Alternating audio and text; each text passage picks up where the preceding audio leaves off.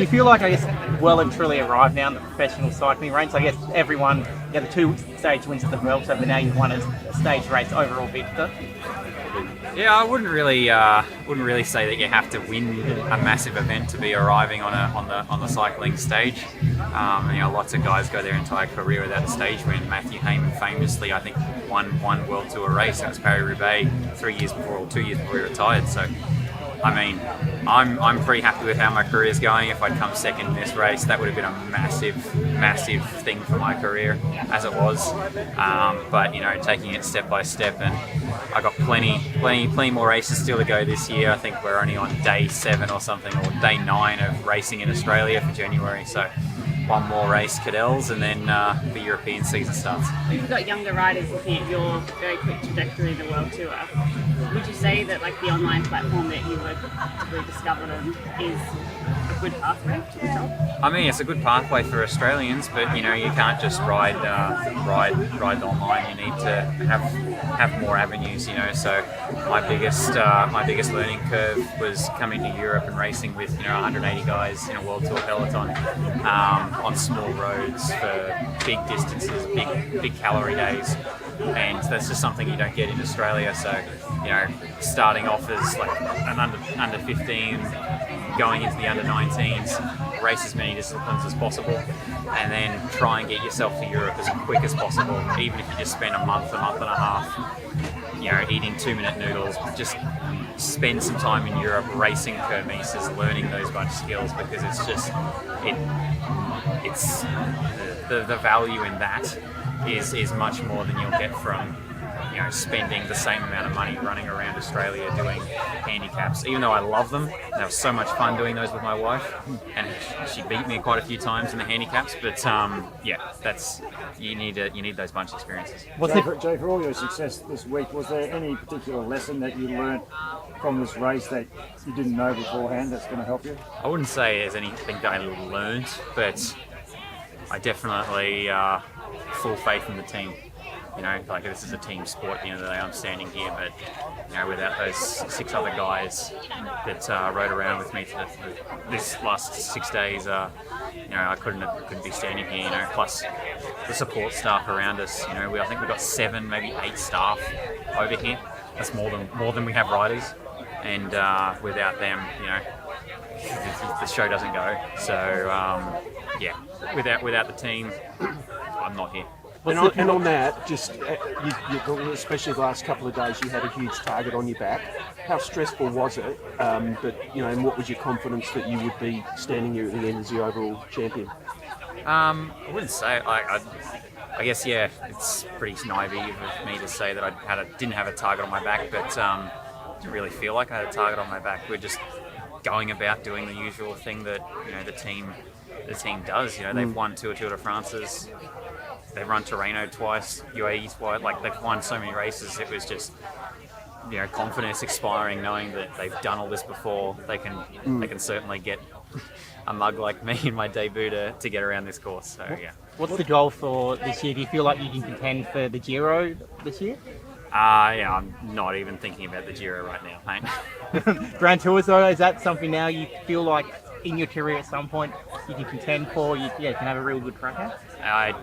Once again, I don't think the Tour Down Under is an accurate representation of Grand Tour form. But you know what? You never know. I'm only just at the start of my build for the year, so we'll see what happens in the next races. But I'm just looking forward to getting back home to Europe in I think T-minus 8 days. And getting to sleep on my own pillow after 3 months abroad. What do you know? You're like a man on a mission in making up for lost time. I wouldn't say I'm making up for lost time. Like my wife keeps telling me, I'm just like, I really want to get to the next thing. But she keeps telling me just enjoy the moment. Like you like riding your bike, and that's what I think de-stressed me a lot this week. Like I really enjoyed yesterday. Really enjoyed today. As much as it was like, okay, let's tick the kilometers down, but it's just fun riding my bike and racing. Like that was really proper good fun. What do you know of your program this year, Jay?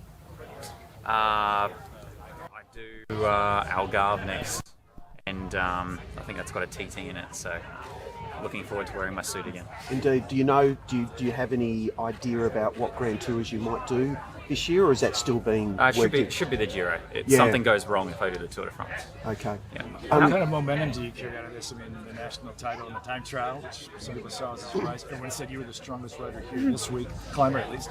Does that just give your confidence and a huge boost going back to Europe? I think the time trial title, people saying that was a surprise. Like, time trial is not complicated. It's watts versus CDA, and a bit of pacing. So, like, I could put out good watts. I just needed a good CDA on the bike. So, the team got me covered on that, and they have really good pacing strategies. So, Ergo sort of all fits together. I've always loved time trialing.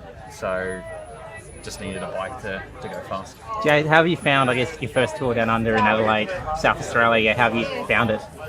Horrible, absolutely disgraceful. It's just the worst thing in the world. No, it's fantastic. Would have liked Wollonga Hill. Yeah. Really would have liked Wollonga Hill, but hopefully next year. That was fantastic. Fantastic week of racing in Adelaide. Have you found the people embrace the tour being back? 2-3 years away. Seems like everyone's just happy that it's back. Yeah, I think everyone's really stoked it's back, because I was really worried that when COVID hit, that it wasn't going to get the funding. We've seen a bunch of races in the States go out of business, and also Herald Sun Tour. Fingers crossed that comes back. But bike racing in this country, there's supposedly a lot of money for it, but then there's not much racing. So it's really, really good that we've still got a World Tour stage race going on down here. And can you run us through what was going through your head in the final stages of that final climb? Follow Yatesy, follow Yatesy, follow Yatesy, follow Yatesy, and then once we got over that last crest, I was like, okay, well, I can't lose 15 seconds from here. So, yeah, might try and sprint, and that didn't go well. So, you're doing nothing to conceal the fact that you love your cars. Yep. There's another guy, a pretty famous guy in Australia, Cadell Evans, who's well known for his garage. Do you maybe look to sort of have as big a garage as what he's had over the years? Well, my dad's got a 7-bay shed, and I think he's got 3 Capris. He's got a HJ Holden Ute. I have a Mini Cooper up there, a VW Beetle from the 60s. I think 2 other H model Holdens. So, yeah, cars run in the family, but I'm hopefully going to add a couple. What's on the list? What's on the list of the cars that you want? C3 Corvette, the big block, 427 cubic inch, is going to try and get that second, because it's just hard to find one in Europe, and that'll come back with me to Australia when I retire. But probably a 2017 Bentley to go cruising with my wife. Where's the garage? Where's that situated? I'm not going to give you the address. No. But which part of Australia is it in? It's in Queensland. It's in Queensland. Yeah, when I go back, we've started restoring a Mini Cooper. So I bought that before I turned professional. That shows you how much. Hey Jay, when on the finish line there on TV, you said you have 2 favourite drinks. Yeah. Can you elaborate on what they are? Oh, this might embarrass me. Espresso martinis and Kilkenny ale from Ireland. Apparently, it's only an export only, so Irish people don't know about it. But I really, really like that stuff. Going to hunt out a couple of those tonight? Maybe only one, because I'm super lightweight. So this might be my 2nd drink of the year, and probably my last for a long time. Jay, you speak about the impact of cycle tours, bike tours, and just in general. They bring a lot of joy to the public. I know in a race you really focus on the race and the tactics, but do you ever get a moment to sort of get a sense of the joy that a tour like the Tour Down Under brings to people? Yeah, absolutely. When we're going easy, it's good to just ride along and wave at people. But this race, there wasn't many times we were going easy, and every time I started to relax, it was like, oh, okay, we're racing again. But it's a lot different in Europe, where you got to get a leader jersey and you can sort of ride around for a couple of days. There's usually a sprint day where everyone just chills out for a bit. But this has been racing every day. It's been proper bike racing. So and everyone's super motivated to get wins on the board. if you're not first, you're last, and it seems like it was really on the cards this race. And we see the hunt for World Tour points goes from the first race to the last race of the year. Yeah, I think everyone's just like super like rocked by last year's situation of scrambling for points at the end of the year. So yeah, they all came out really motivated to scoop up as many points as possible. And supposedly this race in the past was really easy. I can tell you what, that wasn't easy. So yeah. Congratulations, guys. Well done, Jay. Thank you. Well done, mate. Good luck. Cheers. You said you were going to buy him a Corvette after the Giro win, but now he said now that he's won 2, he reckons it's Bentley. That is correct. It's 100% what car he would like, and we want him to have some fun. And as much as you work, and like it's hard, right? I don't think people really understand how difficult it is, and so having that time to switch off and just enjoy. I've gone, this is our budget, the reasonable budget. Go have some fun. I want it to be safe. I want this. I gave some ground rules, but yeah, I think you'll be seeing him in a Bentley Continental pretty soon. It's going to be pretty snazzy. Yeah. You must have been nervous on the finish. I saw you holding your breath. Yeah, I was just more nervous of if it's him by himself, no problems. And I knew he had the legs. It was just them looking around and watching each other. Like that's where a lot of the mishaps can happen. So that's always where it holds my breath. But yeah, just seeing him go, and I knew he was going to go for the attack and try. And God, he was close. So that was just so special. Yeah.